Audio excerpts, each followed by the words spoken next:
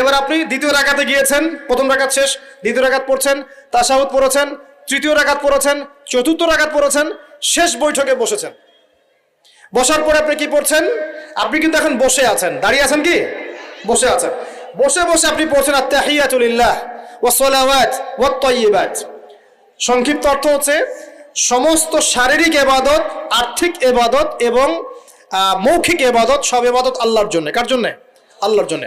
এবার আপনি নবীকে সালাম দিচ্ছেন, আসসালামু আলান নবী অথবা আসসালামু আলা আইয়ুহান নবী, যে যেভাবে বলেন, আসসালামু আলান নবী ওয়া রাহমাতুল্লাহি ওয়া বারাকাতুহু। এখানে কি ইয়া নবী সালামু আলাইকা বলেছেন? কথা বলেন, এটা বলেছেন? আপনি বলেছেন আসসালামু আলান নবী ওয়া রাহমাতুল্লাহি ওয়া বারাকাতুহু।